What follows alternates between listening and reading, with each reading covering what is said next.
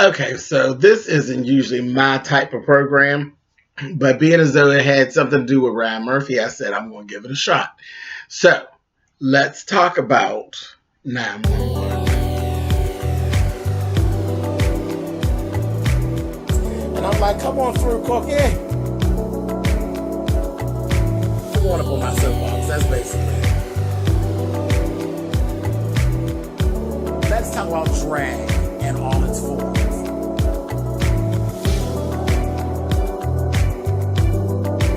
What,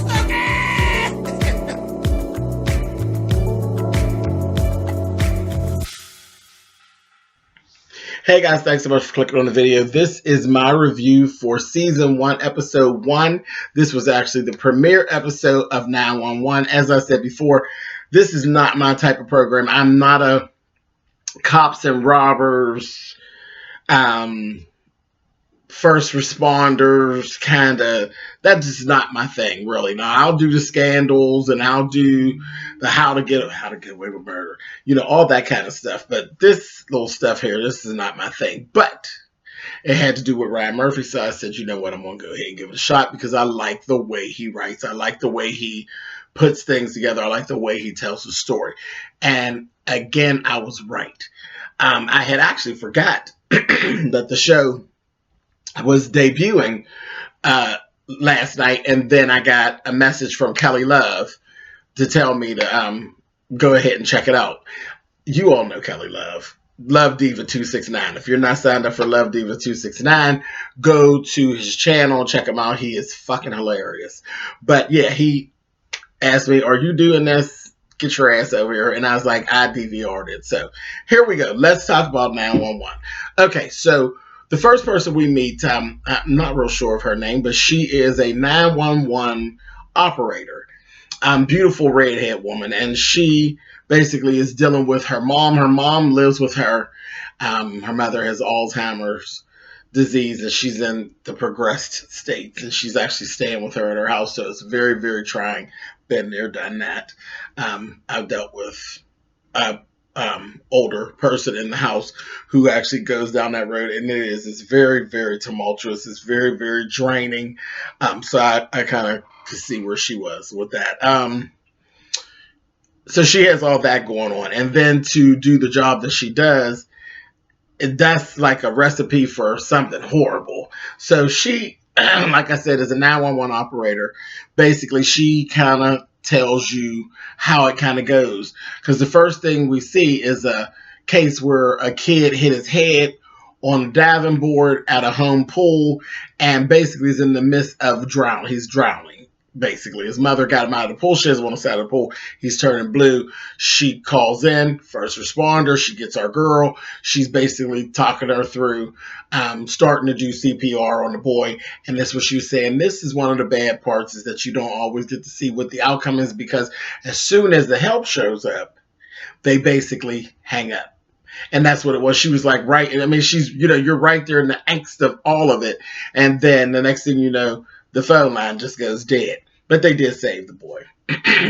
So the one thing I was saying now, I hope I'm not going to get ready to embark upon a show where it's all these happy endings and all these roses and rose petals, because I ain't for it. But sure enough, right after that, we meet Bobby, the fire chief, who just happens to be an ex-alcoholic. So he has his own demons. He got hooked onto alcoholism, basically, the high stress of the job that he does and all that thing. That was like his coping thing, but whatever. Like I said, he's a recovering addict and all of that. And he goes to prayer and all of this.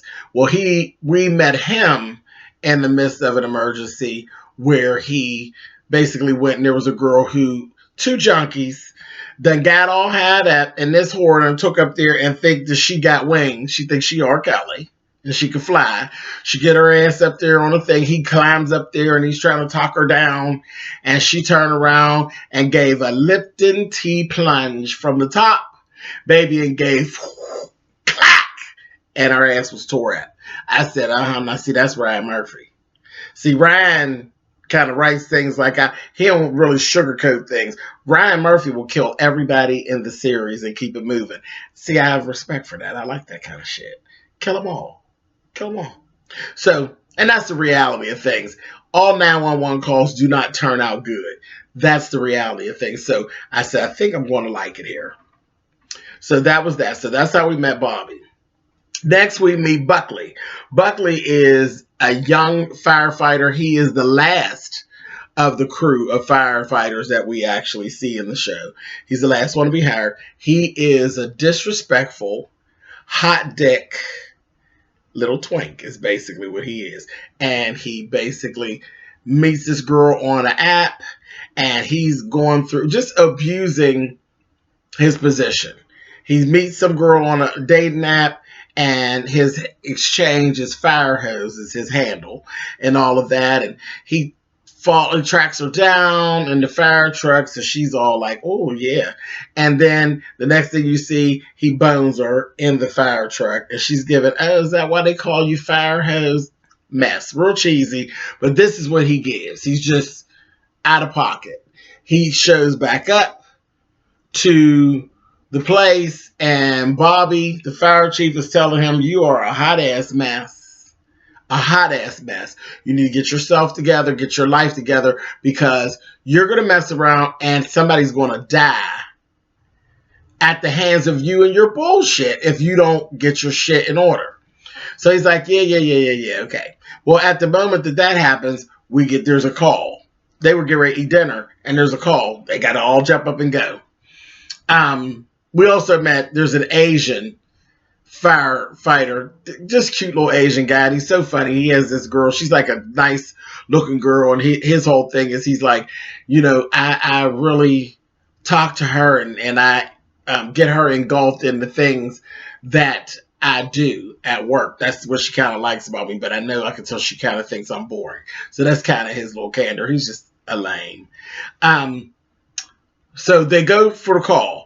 They get to the call. They go to the address. Here, a junkie again. They got this goddamn junkie. They go to the guy's house. The guy calls 911. They roll into his house, find out that they see drug paraphernalia in his house, okay? And he's like, oh, no, I ain't high. And they're looking at him like, and he's like, okay, yeah, well, I'm high, but I'm telling you, I heard a goddamn baby in the wall. Somebody in here is a big old apartment building. Somebody in here done flushed their baby down the toilet. They're like, this motherfucker's high. And he's like, I'm high, but I ain't high on that kind of shit. He tells them what kind of drugs he did. He's like, and it's not a hallucinogen. It just makes you happy. A mess, a whole mess. Then they go, and they do hear the baby in the wall. So in this time, then we end up meeting our girl, Angela Bassett. She shows up. She's an LAPD officer. So she's going around trying to figure out, because they had to run up, and there's the one, we have this, I can't think of what show she was from either. Kelly said that in his review too. He couldn't think of the show that she was from, but she's a black girl. She's bald, really, really sharp, but she's one of the firefighters. So she goes in, and she's like, she has to run up and start. Nobody flushed their toilet, because where the baby was, if they flush the toilet, the water, because the baby's caught like in the bend where the bend twists, stop the baby from being able to go down into the hole, down and out into the sewage and all of that. So they're saying if somebody flushes their toilet, that's the baby's in the main drain, the water would drown the baby. So she's running upstairs. She's doing all this is going on. Angela Bass is banging on doors. They're trying to figure out, they said this got to be the work of like a teenager. And they're banging on doors, asking, is there a teenage girl here? Do you have a teenage daughter? This, that, thing, and the other. Trying to find out what's going on. Then we actually see a man and a woman. It's like an older man and a woman. And, well, she's not a woman. She's a young girl. She's like 14, 15. And they look a little suspect. And Angela Bassett notices blood drippings on the floor. So she ends up following them back to their apartment and end up having to, they locked herself in, wouldn't let her in. She goes, there's some place up top that they're really working at. You can see where this nasty bitch has stood basically over the drain at the top and just dropped it on in there and kept it moving, and then went on back downstairs, but she dripping blood and all this. So Angela Bassett goes back to the apartment and ends up having a bust. She busts her way in the door, knocked the dad's ass down. She knocked the shit out of him, knocked him down, and finds this goofy girl. She in there hemorrhaging. She laying in the bed, got her covers up, and just trying to hide it. She gonna kill herself. So I said, and that's the only part. Now that's the only part about the show because the stories are so deep and detailed that I want the rest of the story. I want the rest of the details about that story because I want to know what happened afterwards, and they don't kind of focus on that. So that's a whole nother show, Brian. But anyway, so they get that together, grab her up, pull her out. In the meantime, between time, they get the baby. Buckley, Buckley's a hothead and he moves too fast. Buckley, they had to stop him because when they were like, we got to get this wall, bust through this wall, he ready to just take the axe to the wall. And they're like, did you ever think you might hit the baby, you dumbass?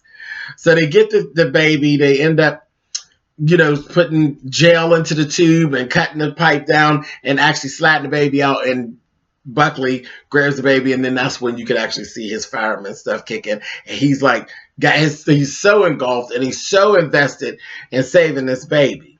And when he gets, of course, when they get to get the baby to cough. And so, because the first baby, it's a little girl, she wasn't responding. They get her to cough and all that, and they run into the elevator to try to get on the elevator. And he's telling Bobby, the fire chief, just let me go. He said, I'm 2 times faster. Just let me take the baby and I could get down. And he did. He was like all in. Grabbed the baby, ran up, down, and to the thing. He gets into the ambulance. They're going to speed off. In the meantime, Angela has gotten the baby's mama, and she about 14, 15, got her to coming down. He don't want to let her get into the ambulance. Talk about nobody even gives a shit about her. This baby could have died, this, that, the other. And Angela Bassett told him, let me tell you something. You don't get to choose who lives and who dies. So they had that little thing, and he said, because they made him hold up just a little bit. It was not very long, but time is money. The wrong couple of seconds go by and something bad could really happen. But he told Angela Bassett, if this baby dies, it's going to be on your head. And they went and they go on off. And that's what she told him. She said, you don't get to choose who lives or dies. She's nothing but a baby, her goddamn self. So they take them both. And then they had to really stop him. Bobby had to stop him at emergency. This is it. This is as far as we go. We did what we were supposed to do. You should be proud of that, and we got to let it go from here. But, he has to learn. He's young. So he has to learn that detachment and not to get so, because you can't get so caught up because they could very well go into the hospital and neither one of them make it. So he has to learn that. That's, that comes with time or whatever. So right after that, him and Angela Bassett have a little run in again. And she tells him, you know what, this is going to be the last mistake that you make because the next time will be your last time. You'll be gone. Said you do not play God. You don't get to say any of that stuff. You don't get to say, well, screw her. You're out of order. So that was that. So then we go over to Angela Bassett's house and we get to meet her family and see what's going on over there. She is married. She has 2 children, and they look like they're about my kids' age, about like my kids are 14 and 11. They look like right in there in that same age bracket. It's a little boy and a little girl. Little boy is the youngest. And you can see that there's some tension between the mother and the father, and Rockman Dunbar plays Angela Bassett's husband with his fun ass.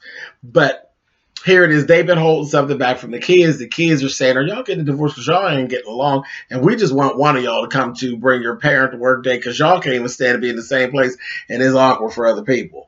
So the father decides he wants to tell the kids. She's saying, no, don't tell them I'm not ready yet. And they're like, you getting divorced? They're like, no, that's not it. Your daddy is gay. And he's coming out. Baby, the daughter wasn't feeling it. She said, you know what? I'm good with whatever. But what my thing is, can't you just keep it to yourself, child? We ain't got to tell nobody. Shut your gay ass up and chill out, honey. We ain't got to tell nobody, okay? So you keep your sissy in the bag and we be all right. So I'm like, well, they're going to have to really work with her. After that, the kids go to get their little things. They both end up walking out to get their things. Him and Angela and Brockman get to going at it. And she's basically telling him, you've embarrassed me. You've embarrassed yourself. It is what it is. You lied to me. You didn't tell me, and you knew you were gay. You didn't tell me. And it's just ridiculous. And then now you're telling them, and I'm not ready for them to deal. I wasn't ready to deal with them with it yet. And he told her, let's stop playing these games. You were a 37-year-old woman and your goddamn eggs were drying up, honey. And you wanted these kids just like I wanted these kids. You knew. You've actually thrown jabs at me, basically, and let me know that I didn't screw you the way that other men have screwed you.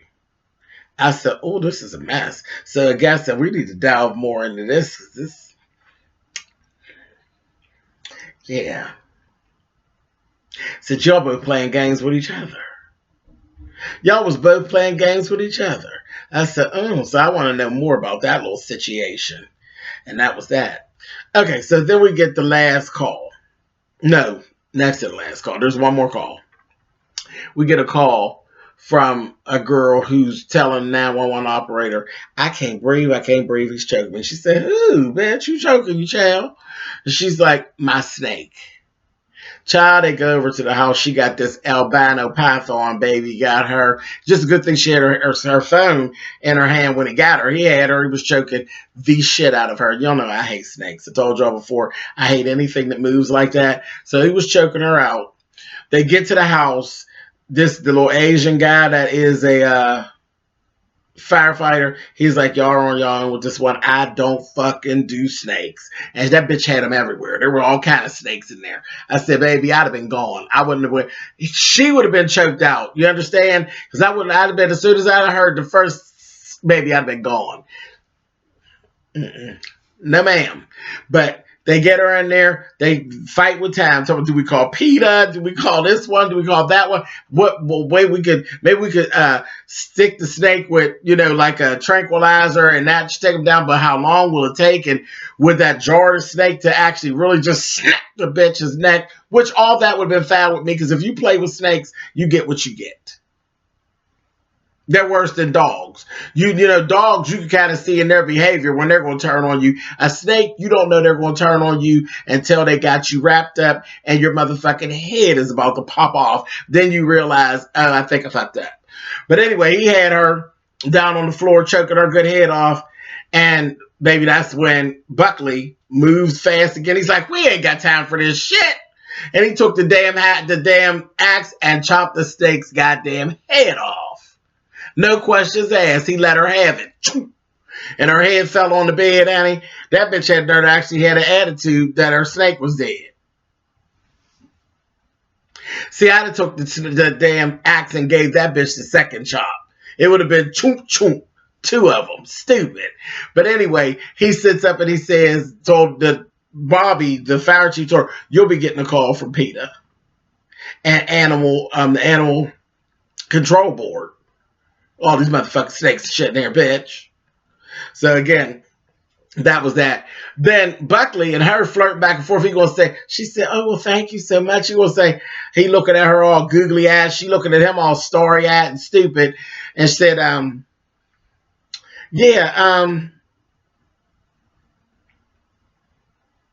told her, I always say the prettiest one. You was the prettiest one, so I saved you, not the snake. I said, oh, here we go. So they laughed about the fact that they had flirted back and forth with each other. They went about their business. Child, the next thing you know, they're running around looking for Buckley. Buckley's done went AWOL again. And here it is. The chief ends up finding him. Finds the truck. He used the GPS to find the truck. Sees the ladder going up to the roof. They on the roof of this building. He up there boning old snake charming kind. He up there boning her out. I said, Lord have mercy, and ends up getting fired. Bobby told him, you know what, that's it. You can get somebody killed. And that's it. We're not going to do this no more. You're disrespecting the whole what we do. You're fired. So he fired him. He begged him not to fire him. Told him, I think I'm a sex addict. He's like, that's your problem. We all got our own problems. Anybody got time for your bullshit? He's like, but this is all I got. Whatever. Nobody wants to hear it. Just shut the hell up. So that was that. So they're back at the station. He's cleaning all his stuff. Black bald head girl is talking to him. She's like, you know what? I'm really sorry to see you have to go, But we all kind of, we think you're a hothead and you need to grow up and shit. It is what it is. And he's like, well, do you think you could talk to him? She's kind of looking at him like, man, you with that bullshit. So then they get a call. This one was the last call for this episode. It was so crazy. There was a call from a 9-year-old little girl named Lily. Lily is in the house, and this is where we really go in, where I'm going to tell you where I really wanted to know the background and what was actually going to happen after the fact. But anyway, so Lily was at home by herself. She's like a latchkey kid. And she's home, and she's in the midst of a home invasion. She had enough sense. She took her little cell phone. She called 911. So the operator gets her together, leads her to go upstairs. She goes upstairs in her room. She's hiding in her room. She's telling them, I don't know the address. They just moved there. Their shit was still in boxes. So I couldn't get with these parents, but people do this type of shit. See, this is the time when you really do need babysitters. When your child is from the ages of like 9 to 13, that's when you really do need babysitters. Because when you have little girls, especially, people be watching them and preying upon them and everything. But it's little boys too at this time. But whatever. She's in the house. Little girl doesn't even know her address herself. You know what I mean? And don't know really the area or any of this. And they're trying to figure this out. They're talking about, and they're in LA. All the fucking houses look just alike, for the most part. So they got all this going on. So we found out that there's 2 intruders. We found out that there's also been 3 other break-ins, and one of them had a homicide attached to it. They don't know who these people were, but this is what was going on in their neighborhood. So the 911 operator, she's really going through her breakdown skills of what, trying to get this all figured out. She gets a response from Angela Bassett. She got Angela Bassett on her way. She's in the area, but they don't know exactly what they're looking for. She's like, there's a pink bike that's going to be on the front porch. It really wasn't on the front porch. It actually ended up being off onto the side of the house. So they got all this going on. She ends up contacting, they didn't want to use, she said, if I'll keep the little girl on the phone, if you can put your signal on, if you get in the area of her and I can hear your signal, then I can lead you to her. I said, that was real smart. But she said, well, with these robbers we don't want to use a police signal because that might tip them off to do something crazy. Because they really weren't aware that the little girl was in the house still.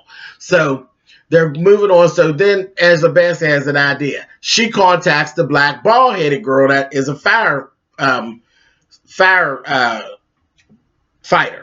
And she's asked her, she said, you got fire truck close to where I'm at. So I need you. They were going to use the fire truck signal. She's like, yeah, but and they were in the middle of a call. So she said, but I got something for you.